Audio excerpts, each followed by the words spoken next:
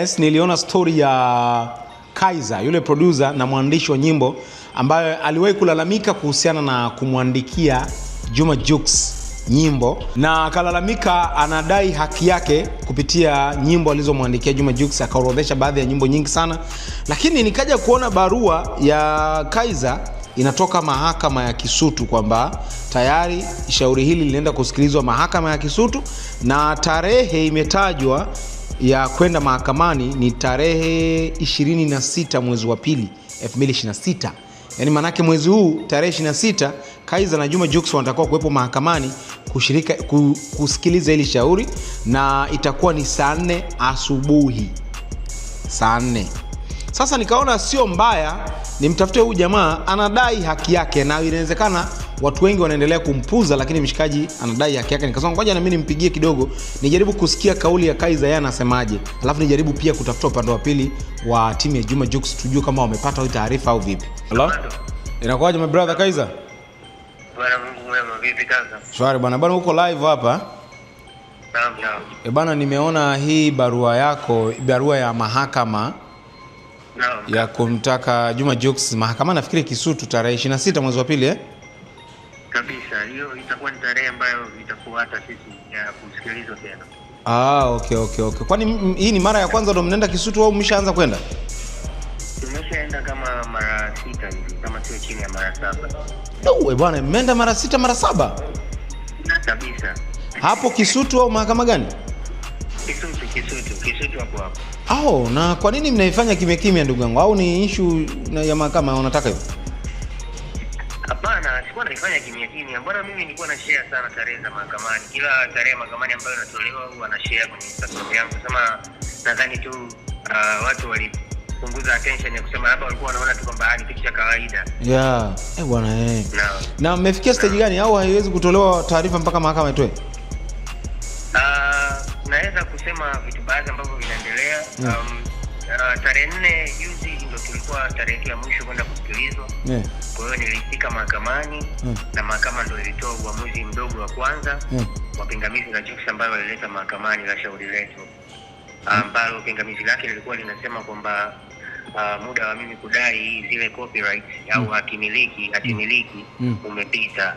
Sasa nadhani mahakama ikabatilia vipengele kisheria, ikaonekana kwamba naweza kuendelea kudai, yani hilo shauri bado lipo ndani ya muda, kwa sababu ati ni kitu ambacho kinaishi muda mrefu. Ni sawa na wale wazee sasa hivi wanaitwa msondogoma wale, wanaomba ama kweli tu ni yani. Nadhani familia zao bado zinaendelea kula miraba na mapato ya mauzo ya nyimbo kwenye kila sehemu ambazo nyimbo zinauzika. Okay. Mimi nataka kufahamu jambo moja Kaiza. Wakati unamwandikia Juma Jux, wewe ulikuwa na ushahidi gani kwamba umeandika? Yaani nahisi watu wengi watatamani kujua nini ambacho likiweka kama kielelezo chako cha kwamba anytime naweza kudai haki yangu. Kwanza sheria inasema mikataba kwanza sio necessary. Yaani haijalishi kama nilikuwa na mkataba naye ama sikuwa na mkataba naye. Lakini kuna sheria nilishai kuziposti nyuma kidogo, inasema kwanza unabidi uwe na kama ni messages labda ambazo mlishai kutumiana, ama clip ambazo mlikuwa wote studio mnatengeneza nyimbo, ama clip ambayo, kwa sababu ipo clip ambayo Jux anazungumzia kwenye interview ya zamani alishai kufanya na Salama Jabi, ilikuwa nishawahi kuiona. Yes. Sasa kwa sababu pale amezungumzia na kutaja kabisa, hiyo tayari kabisa ni kitu ambacho ni ushahidi. Kwa hiyo kitu kama hicho, lakini pia unatakiwa kuwa na mashahidi legit ambao walikuwa wanashuhudia hilo swala likifanyika. Vitu kama hivyo. Sasa nadhani ikifika stage ya vitu kama hivyo, nadhani nitapeleka hao mashahidi ambao walikuwepo na nini na vitu kama hivyo. Demand yako nataka kuifahamu ni ile ya mwanzo ilikuwa milioni ngapi? Demand note hii ndio inafungua kesi mahakamani. Kwa hiyo ni ile ya mwanzo milioni 400. Ilikuwa milioni 400? Naam. Kwa still bado wewe unataka kulipwa milioni 400 au kuna namna nyingine unataka upate haki yako? Ni hivyo kwa sababu sasa hivi tena hakuna, siwezi kusema eti tunazungumza tu, hatuwezi kuzungumza tena. Yaani kama akija kuzungumza maana yake akija kukaa mezani na mimi ni aje tu na pesa ili na mimi niweze kufanya maisha mengine. Exactly. Demand iko vile na ilipelekwa mahakamani vile itafunguliwa kesi iko vile. Before ya kwenda mahakamani ulishawahi kuzungumza na Juma Jux face to face, aidha kwa simu au kabla hata ya kuwahi kuposti mimi Armando, ndio maana hata uliponiposti nilishare ile posti yako nikakuelezea nakumbuka na mimi nimeshafanya juhudi nyingi sana za kuzungumza na kakaangu. Kuna kipindi nilikuwa na ofisi, nilifungua ofisi nyumba nzima, studio, kuna mwenzangu nilifungua naye studio. Wakati naipoteza ile studio kwa sababu tu ya fitna za watu baadhi, nilimpigia simu nikamwambia bwana, nilikuwa nimepata studio. Akaniambia ndio, nilishai kuona una jambo lako na repost na nini, imekuaje? Na mimi nimeshafanya kazi na watu, kazi na Jose, nimeshoot video 2, lakini nilikuwa naomba tu hapa kumalizia kunini. Lakini mbali na hivyo nilikuwa nazungumza naye pia kwenye hiyo simu. Na ananiambia bwana, basi tutaonana, utaniletea hizo kazi, tutaona tunafanyaje. Lakini mbali huko nyuma, wakati tunafanya kazi pia tulikuwa tunaidiana vitu vingi. Bwana mdogo wangu, as long as unafanya kazi zangu, basi muziki wako mimi pia nitatakiwa kuja kuangalia unafanyaje huko mbeleni. Na kuna kipindi paka tushai kufanya selection ya nyimbo ya yeye kuisimamia na vitu kama hivyo. Kwa hiyo kipindi cha nyuma hapa, kabla sikuwahi kuposti hivi vitu paka vikawa hivi, nilishai kumpigia kwa mara ya mwisho nikiwa niko Dodoma, wakati naishi Dodoma.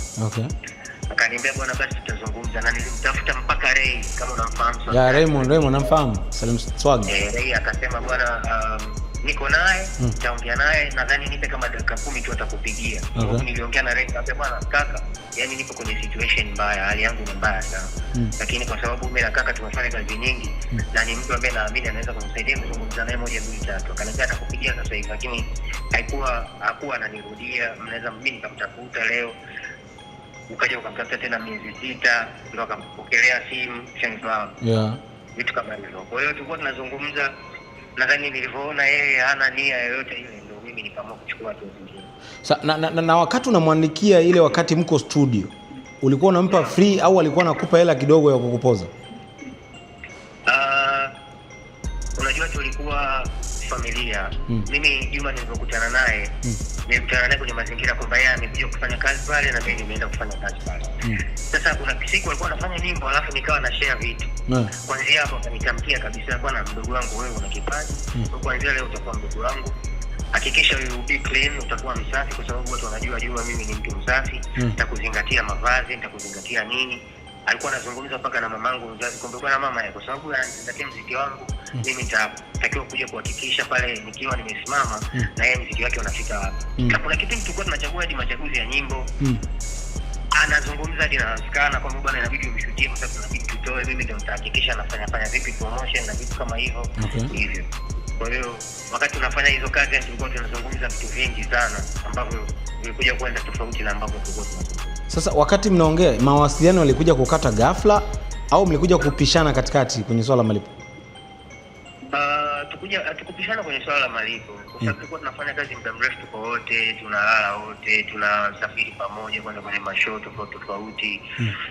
Nadhani kipindi ambacho mimi nilianza sasa kudemand sana anifanyie video na niweze kurelease wimbo, hapo ndio vitu vilienda tofauti. Na hicho kipindi aliniahidi kabisa kwamba bwana, inabidi sasa mimi ninaposhoot, ilikuwa anashoot video ya Nikuite Nani, na mimi pia nilitakiwa kushoot nyimbo yangu moja inaitwa Nafasi. Kwa akaniambia nitampa Skana hela za video 2 ili wakati na shoot na wewe utashoot set yako ya beach. Yani yeye ndo alitengeneza kabisa mazingira video itakuwaje na kila kitu. Then akashoot hiyo video, alafu akarudi chuo China. Kipindi bado anasoma, akarudi chuo China.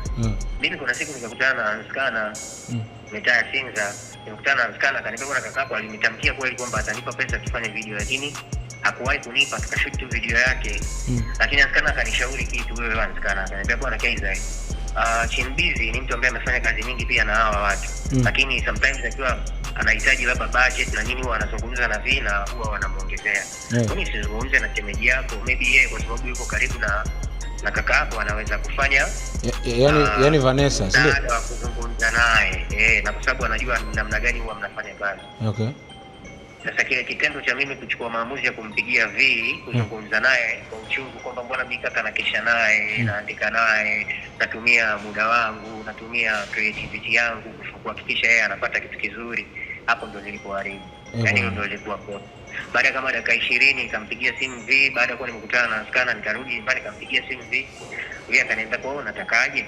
yani wakati sasa naongea naye nilikuwa naongea naye kwa uchungu, yani anifia kwamba dada mbona mimi naandika naye wewe unajua, lakini na unajua kabisa ameshanipromise kuna nyimbo inabidi tutoe, na unajua aliniambia taarifa, lakini kaondoka tena kapanda ndege hajanifanyia hivyo. Bei nadhani alienda kuongea na aliyekuwa mwanaume wake sasa hicho kipindi tofauti. Kwa hiyo Juma alinipigia tu akapanic sana. Alinipigia akaniambia wewe unamwambia mwanamke wangu kwamba kama sikusaidii sisi kwa sababu ananiambia hawezi kukusingizia. Nikamwambia bro, mimi nimempigia kwa sababu naamini ni mtu ambaye yuko sana karibu na wewe.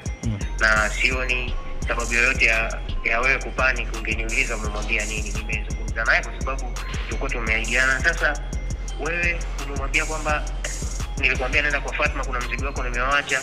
Sisi nilikuwa nimeacha pesa za viatu, umemwambia kwamba Juma kaniachia pesa za viatu, na sisi na ndugu zangu kwa hapa viatu, sisi na ndugu zangu kwa hapa vitu gani. Mimi pia nikamtamkia bro wakati naongea naye kwa simu, nikamwambia kaka, kama wewe una ndugu zako kwa hapa hivyo vitu, ndugu yako gani ashe kutoka Mtwara au Morogoro, kwa sababu yule amechanganyika mtu wa Mtwara na Morogoro. Ndugu yako gani ashe kuja kukesha na wewe.